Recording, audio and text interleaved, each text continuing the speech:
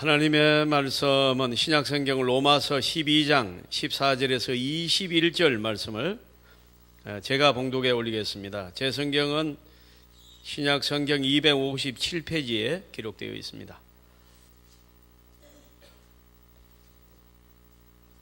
로마서 12장 14절에서 21절의 말씀을 봉독에 올리겠습니다.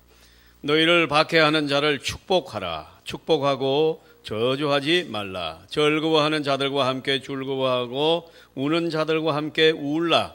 서로 마음을 같이하여 높은 데 마음을 두지 말고 도리어 낮은 데 처하며 스스로 지혜 있는 채 하지 말라. 아무에게도 악을 악으로 갚지 말고 모든 사람 앞에서 선한 일을 도모하라. 할 수 있거든 너희로서는 모든 사람과 더불어 화목하라. 내 사랑하는 자들아, 너희가 친히 원수를 갚지 말고 하나님의 진노하심에 맡기라. 기록되었으되 원수 갚는 것이 내게 있으니 내가 갚으리라고 주께서 말씀하시니라. 네 원수가 줄이거든 먹이고 목마르거든 마시게 하라. 그리함으로 네가 숯불을 그 머리에 쌓아 놓으리라. 악에게 지지 말고 손으로 악을 이기라. 아멘. 자, 여러분 오늘 아침 어떻습니까? 이런 실화가 있습니다. 실화인데요, 이게 미치 못할 일이지만 또 사실입니다. 이런 일은 또 누구에게도 똑같이 나타난다 그러진 않습니다. 그래서 진짜 있었던 일이지만은 좀 믿기 힘든 그런 얘기를 제가 하나 하겠습니다. 어느 가정에 한 착한 며느리가 있습니다. 말이 없고 내성적인 그런 사람인데요. 그런데 이 시어머니는 별로 좋은 분이 아니었습니다. 그래서 며느리를 시집살이를 시키는 거예요. 그래서 여러모로 학대하고 괴롭혔습니다. 이 고통을 며느리는 참을 길이 없습니다. 그러다가 이상하게도 며느리가 이제 병에 걸렸습니다. 갑자기 이제 오른팔을 못 쓰게 된 겁니다. 무슨 특별한 병으로 인하여 못 쓰게 된 게 아니라 그냥 다른 데는 다 정상인데 오른팔을 올릴 수가 없어요. 그러니까 이제 설거지도 못하고 마비가 된 겁니다. 그래서 이제 병원에 가서 종합진찰을 하고 여러모로 검사를 했지만은 특별히 이상한 부분이 발견되지 않았습니다. 그러나 여전히 이 며느리는 일을 못합니다. 아니 이상이 없다면 괜찮아야 되는데 여전히 오른팔은 쓸 수가 없습니다. 마침내 정신과 의사에게까지 찾아가서 이제 진단을 받았습니다. 이 정신과 의사가 많은 시간을 면밀히 검사를 하고 나서 하는 말이, 당신은 시어머니를 미워하고 계시는군요. 시어머니를 용서하십시오. 그렇지 않고는 당신의 그 팔이 나을 수가 없습니다. 그렇게 이제 정신과 의사가 말했습니다. 사실 이 며느리는요, 너무나도 많은 그 스트레스를 시어머니로부터 받다 보니까 항상 오른팔로 한번 쥐어받고 싶더래요. 근데 그 오른팔이 안 움직이는 거예요, 지금. 그래서 내가 믿지는 말라고 그랬잖아요. 그런데 진짜 있었던 실화를 하는 겁니다. 예, 진짜 있었던 거예요. 여러분, 우리가 그 복수심, 반항심, 나도 한번 정말로 한번 뭔가 한번 때려주고 싶다는 이러한 마음이 막 그냥 강하게 올라오니까 시어머니는 멀쩡한데 내가 병이 나는 거예요. 여러분, 누군가를 미워한다는 것은 매우 위험한 일입니다. 귀하신 여러분, 우리는 흔히 미워하는 것은 죄가 아니라고 생각하기가 쉽습니다. 마음으로 미워했는데 내가 그 사람에게 어떤 말도 안 했고 나는 어떤 폭력도 가하지 않았는데 뭘 아직까지는 죄가 되지 않는 거 아니냐, 이렇게 생각하는 것입니다. 아닙니다. 네, 미움에 대한 철학적 변명이 있다는 것을 우리가 인정하더라도 성경적으로 말합니다. 남을 미워하면 살인한 죄다는 거죠. 여러분, 우리는 남을 미워하면은 그 남이 내가 미워함으로 어떠한 그 결과를 받지 않습니다. 그는 내가 미워하는지도 모릅니다. 정확하게 남을 괴롭히는 사람은요, 남에 대한 눈치도 없어요. 그런 사람들이에요. 그렇기 때문에 여러분, 우리가 남을 미워하면 내가 병이 나고 내가 여러분 망가져요. 내 속에 있는 자율신경이 파괴돼 버려요. 그리고 나중에는 정신적으로 문제가 와서 이제 우울증 같은 게 오기 시작하는 겁니다. 자, 이게 여러분 회사에 출근 지나가던 사람하고 어깨를 부딪혀 가지고 그런 일이 있다. 이거는 뭐 별로 문제가 안 되는데, 꼭 이 미워하는 사람은요, 회사의 상사라든가 또 집에 높은 사람, 아내, 이런 분들하고의 관계가 이걸 피할 수도 없어요. 퇴근하면 집에 가야 돼요. 그러니까 여러분 이 어르신을 또 만나야 된다는 거예요. 그리고 회사 가면 또 이분을 또 만나야 돼요. 이걸 그렇다고 해서 여러분 얼굴이 눈이 새까만 아이들이 아빠 이러는데 그걸 회사 그만둘 수도 없습니다. 그러니까 이게 보통 일이 아닙니다, 사실은. 제가 목회자 세미나, 선교사 세미나를 요즘 나이 좀 먹었다고 지금 하라고 그래서 하는데요. 이번에도 뭐 가서 세미나 하는데, 여러분 이제 그 연세 좀 드신 목사님한테 이렇게 몇 마디 물어봤더니 그냥 속에 있던 것만 다 내놨어요.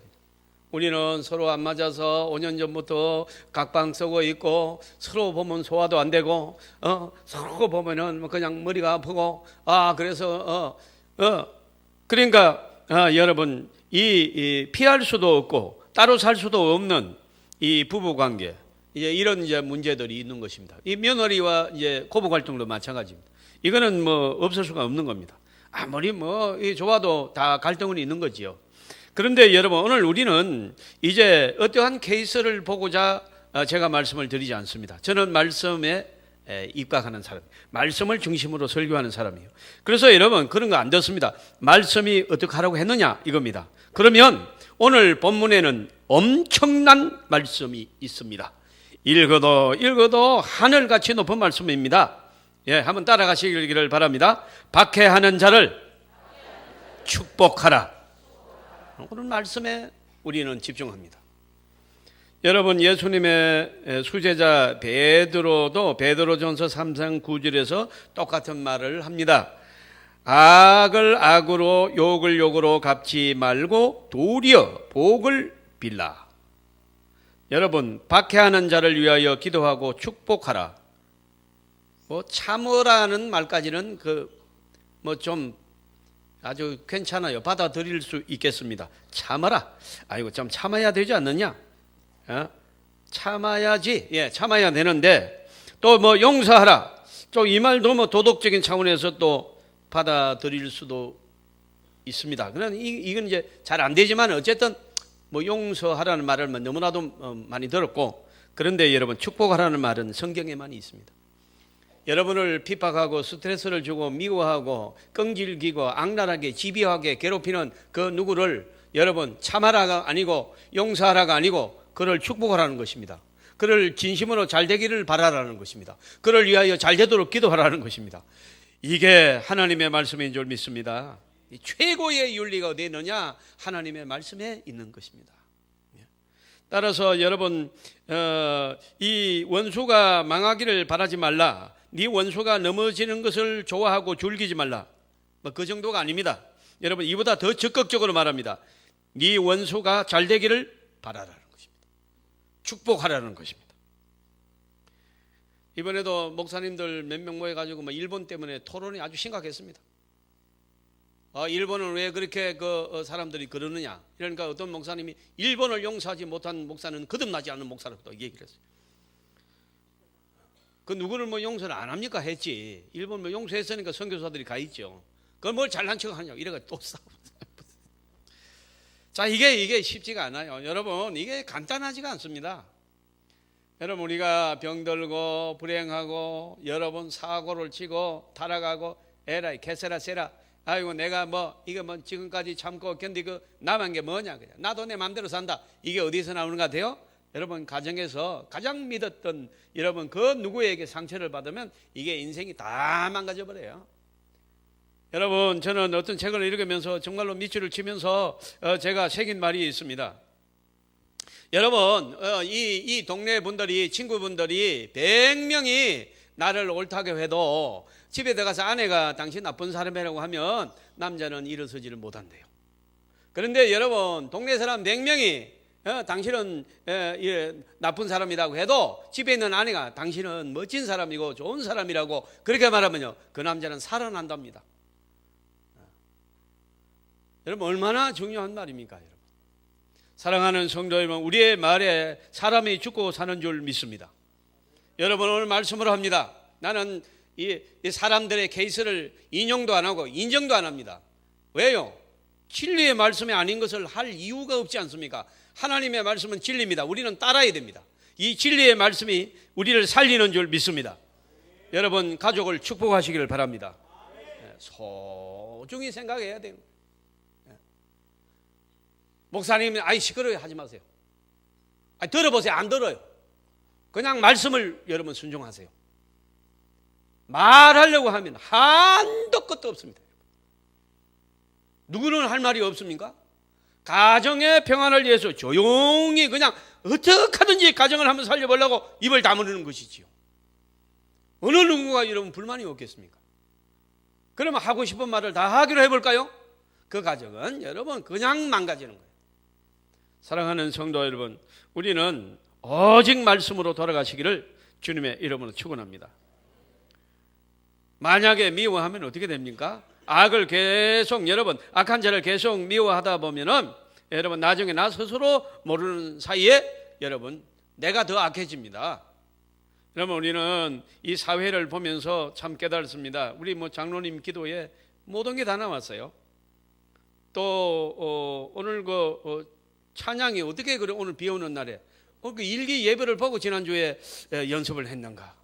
이 담비가요, 이 미세먼지로 인하여서 온 국민이 불안해합니다. 아주 과격하게 말하면 잘못하면 다 죽어요, 여러분. 이게 얼마나 심각한지 아세요, 지금? 그런데 우리 아이들, 어린아이들 다 마시잖아요. 우리는 뭐 살 만큼 살았다 치더라도. 그런데 여러분 해결 못 합니다. 근데 여러분, 부산에 그냥 담비가 와서 쫙 그냥 쓸고 내려가 버렸습니다. 할렐루야. 그래 교회 오니까 또 성령의 단비를 부어 새 생명 주옵소서 절따라 우럴. 그러니까 뒤에서 성령 충만이 내리소서 빈돌이 네, 은혜 받았습니다. 여러분 우리 찬양대 박수 한번 주세요. 네.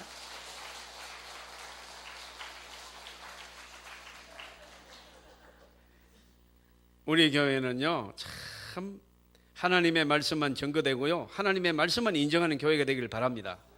목사님 그런데 듣기 싫다니까요. 하지 마세요. 그거 답이 없어요. 여러분 말씀에 답이 있는 줄 믿습니다. 내가 얼마나 살았는지 나도 그렇게 살았어요. 나는 사는 게 평안한 줄 아십니까? 집에 들어가면.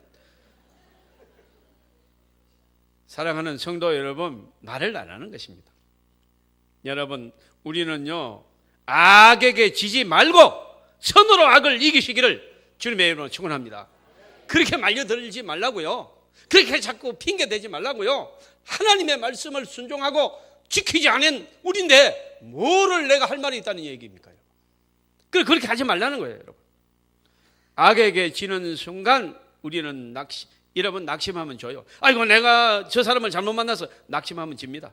이 직장을 내가 잘못했는데 울면 집니다. 절망하면 집니다. 여러분 미워하면 지는 것입니다. 악에게 지지 말라 깊이 생각하시기를 주님의 이름으로 축복합니다. 남을 미워하게 되면은요 과거로부터 벗어나지를 못합니다. 이제 미움이라는 것은 과거에 있었던 상처를 잊지 못하는 거잖아요. 그러니까 여러분 과거를 못 버렸기 때문에 오늘이 없는 거예요. 과거가 나를 끌고 들어가서 오늘의 나는 로봇가 있는 거예요. 뭔가 사람은 있는데 얼이 빠진 거죠. 생각이 없어요. 과거의 미운 감정, 그 상처받은 그 원한 이것만 생각하기 때문에 오늘 나는 그냥 멍청하게 앉아있는 거예요. 현재가 없어진 거예요. 과거의 미움을 여러분 사로잡혀서 과거로 끌려간 사람은 미래도 없습니다. 그 사람은 장래가 없습니다. 어떤 현재가 없는데 어떻게 장래가 있겠습니까, 여러분? 우리는 여러분 미워하게 되면은 현재뿐만 아니라 소중한 것을 잃어버리게 된다는 사실을 깨달으시기를 바랍니다. 내가 가진 능력이나 소중한 창조적 지혜가 다 소용이 없는 거예요, 여러분. 그야말로 아무것도 못하게 되는 것입니다. 여러분 지금부터 드리는 말씀을 잘 기억하세요. 건강 잃어버립니다. 여러분 누구를 미워해 보십시오. 아까 제가 말씀드렸습니다. 팔이 안 올라가요. 시어머니 때리려고 자꾸 이러니까 이게 나가요. 건강 잃어버립니다. 지혜도 잃어버립니다. 지혜라는 거는요, 마음이 평안한 상태에서 지혜가 나오는 거예요. 감정이 올라가고 남을 미워하고 화가 나면 지혜가 있습니까? 없습니까? 없습니다. 아버지도 못 알아봅니다. 재산도 잃어버립니다.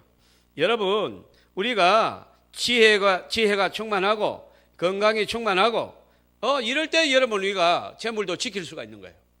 근데 여러분 그렇지 않고 뭔가 우리가 이 정신적인 밸런스가 안 맞아가지고 울컥불컥 하면요, 누가 와서 이렇게 여기 투자하세요, 많은 돈을 법니다, 홀랑 넘어가 버리는 거예요. 여러분. 특별히 여러분 제가 누누이 말씀드립니다만은 돈이라는 것은 나가면은 절대로 안 돌아오는 겁니다. 적어요. 아이고 좀 신령한 설교를 하시지, 아침에 비 온다고 뭐 성령이라고 그렇게 칭찬해 놓고는 또 돈 얘기합니까? 돈 얘기합니다. 이게 신령한 설교입니다. 여러분, 내가 500만 원이라도 나 이거는 너 정도면, 너하고 나 사이 정도면 나 이거 안 돌려줘도 돼, 내 속으로 그렇게 생각이 들거들랑 빌려주십시오. 왜? 이미 안 돌려받아도 되는 사이라고 생각하기 때문에. 그리고 내 형편에 그 정도면 내가 넣어준다 그러면 빌려주는 거예요. 근데 이거는 10만 원이라도 이거 난 돌려받아야 될 돈이야 그러면 빌려주면 안 돼요. 안 돌아와요. 그거. 저는 우리 집사람에게 빌려준 돈이 지금 많아요. 하나도 안 돌아왔어요. 나는 여러분 더 이상 안 나갑니다. 안 하기로 했는데 또 했기 때문에 거기까지만 하겠습니다.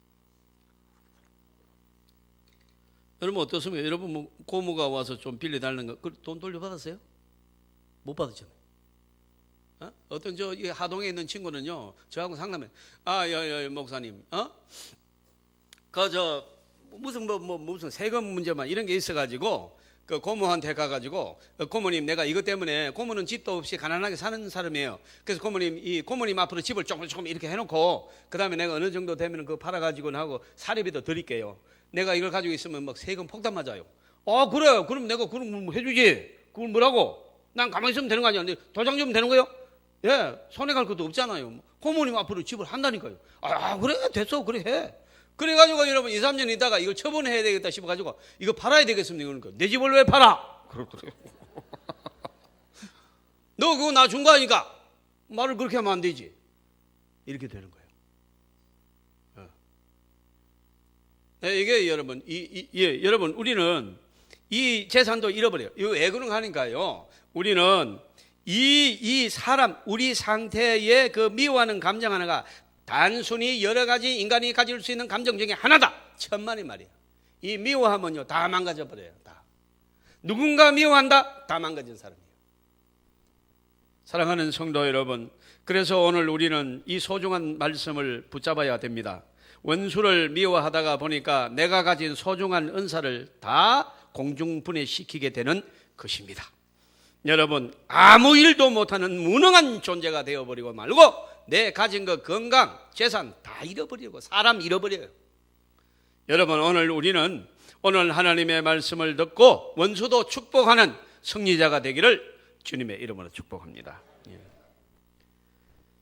자, 그런가 하면은 내가 이 정오에 사로잡혀 있는 동안에는 이 미래가 보이지 않습니다.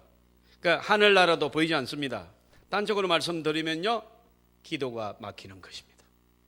누구를 여러분 정말로 미워하는 것을 여러분 지울 수가 없습니까? 기도가 안 나옵니다. 여러분 이제 어떻게 하면 좋습니까? 성도에게 생명은 기도입니다. 여러분 기도는 호흡입니다. 그 숨을 못 쉬는 사람도 살 수가 있을까요? 여러분 누군가 정말로 미워지면요 기도가 막힙니다. 여러분 다시 말합니다. 한 번만 따라 하시길 바랍니다. 박해하는 자를 축복하라. 하나님의 말씀입니다. 무조건 아멘 하시길 바랍니다. 제가 건면하는 게 아니잖아요. 하나님의 말씀을 선포하고 있잖아요. 하나님의 말씀이 말합니다. 박해하는 자를 축복하라는 것입니다. 여기에 중요한 신앙적 고백이 있습니다.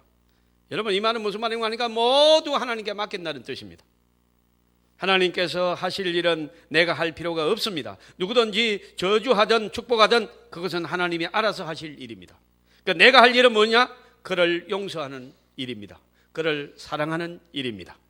여러분, 역할 분담이 확실히 되시기를 바랍니다. 예. 여러분, 또 그러면 내가 정말로 내가 너무 억울합니다. 내가 이렇게 당하고도, 터무니없이 당하고도 성도는 가만히 있어야 됩니까? 아니에요. 원수 갚는 것이 내게 있다고. 너희가 갚지 말고 내가 갚는다고 하나님이 말씀. 여러분, 하나님이 대신 갚아주겠답니다. 여러분, 이것은 부작용도 없고, 우리가 원수 갚으면은요 문제가 되지만은 하나님의 갚으면 그냥 썰어버립니다. 따라서 여러분, 원수 안 갚는 게 아니에요. 그렇다고 해서 여러분 내가 그 결과를 기다리는 것도 아니에요. 하나님께 맡기는 것입니다. 할렐루야. 우리가 하는 일은 그를 용서하는 일입니다. 창세기 5장 20절에 저와 여러분이 잘 아시는 대로 너무나 유명한 얘기가 납니다. 도저히 용서할 수 없는 사람의 용서받는 얘기인데요, 바로 요셉과 그의 형제간들 아닙니까? 17살에 여러분 이제 애굽으로 내려가는 그 장사꾼에게 은 20을 받고 그냥 형님들이 요셉을 다 팔아치웠습니다.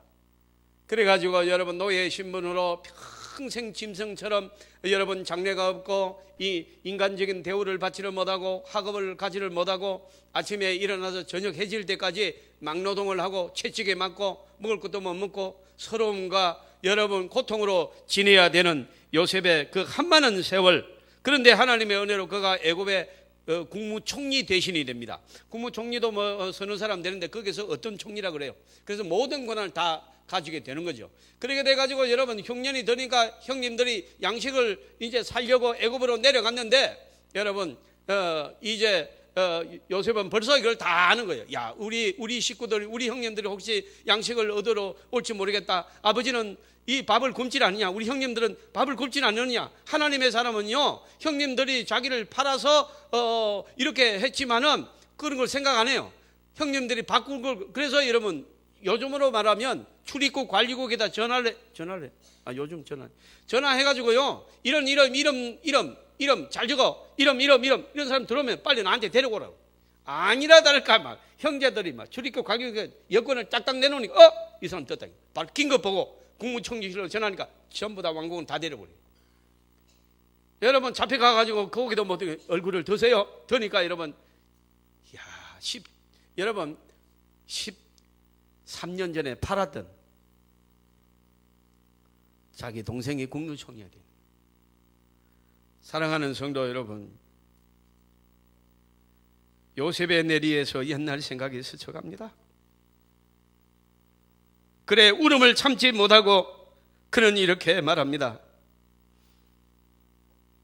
사시나무 떨듯이 떨고 있는 죽음의 공포 앞에서 떨고 있는 그 형들에게 말합니다.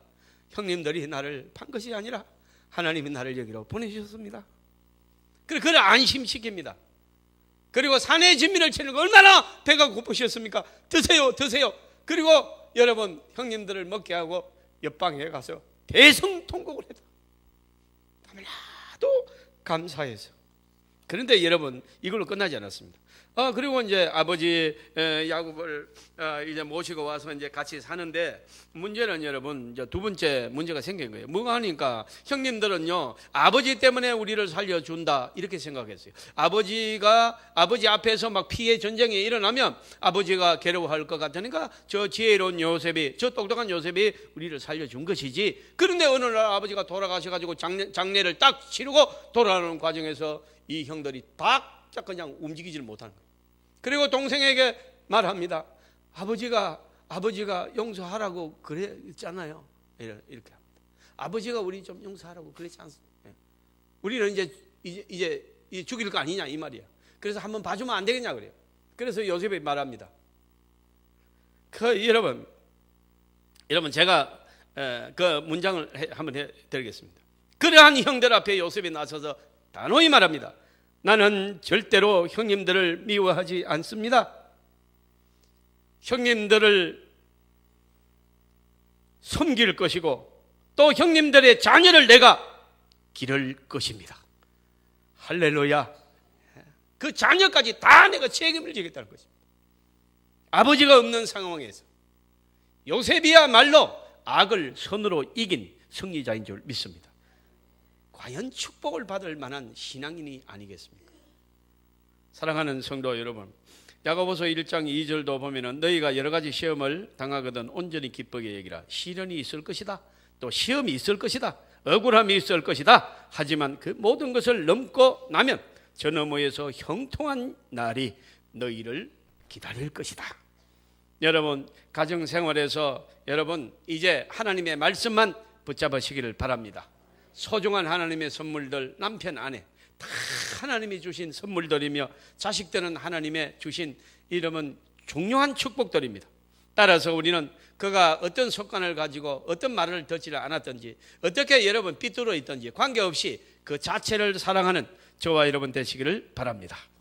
원수가 줄이거든 먹이고 목마를 때 마시오게 합니다. 내가 할 일은 끝까지 내가 다 합니다. 여러분, 원수를 사랑합니다. 원수를 축복합니다. 그리고 나서야 내가 자유하게 될 줄로 믿습니다. 그리고 나서야 비로소 내 안에 앙금이 없는 거예요. 내 안에 여러분 어떤 질병이 없는 거예요. 내 안에 여러분 어떤 어둠이 없는 거예요. 사탄이 나를 건드릴 수가 없어요. 사탄은요, 뭔가 어둠이 있을 때 와서 쫙 자기 집을 지어요. 그런데 여러분, 맑고 밝고 깨끗하게 사랑만이 없는, 사랑밖에 없는 하나님의 사람으로 살게 되면은 비로소 자유하게 될 줄 믿습니다. 마지막으로 여러분, 예수님께서 십자가에서 돌아가실 때 7마디의 말씀을 하시는데 그 첫째가 무엇입니까? 하나님이여 저들의 죄를 사하여 주옵소서. 저들이 하는 것을 모르기 때문입니다. 자기를 못 박아서 죽이는 로마 군병을 향하여 긴급기도 합니다. 아무리 봐도 하나님 내 칠 것 같아. 하나님, 저들이 모르고 저럽니다. 하나님 용서해 주세요. 저 한번 살려주세요. 이 기도를 드리십니다. 사랑하는 성도 여러분, 오늘날 이 기도가 모든 그리스도인들이 바로 이 기도 앞에 무릎을 꿇었습니다. 사랑하는 성도 여러분, 서대반도 억울하게 죽은 초대교회의 여러분 7지사 중에 한 사람입니다. 이 여러분 사도가 아닙니다. 이 집사님이에요. 집사님. 우리 교회에 계시는 이 집사님이에요. 그런데 여러분 예수 믿는다는 이유로 돌로 쳐 죽이지 않습니까? 근데 그는 여러분 해같이 웃으면서 긴급하게 기도합니다. 돌로 치는 저들을 하나님 용서해 달라고. 저들이 모르고 한 거라고. 그렇게 뭐 착하게 죽으면 누가 알아줍니까? 예. 바울이라는 엄청난 인물을 회개시키는 일을 했지요.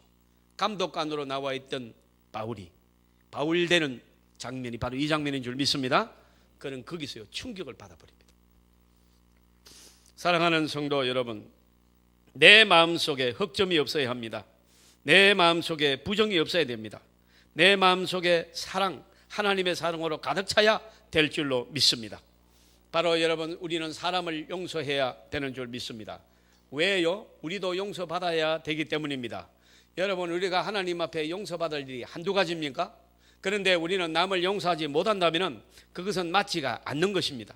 성경에 보면 100데나리온 탕감받은 죄인이 자유롭게 풀려나가가지고 석방되어 나가지고 지나가다가 여러분 이 겨우 100데나리온 여러분 2달란트 이렇게 빌려준 거 안 갚아주고 감옥에 쳐넣었습니다.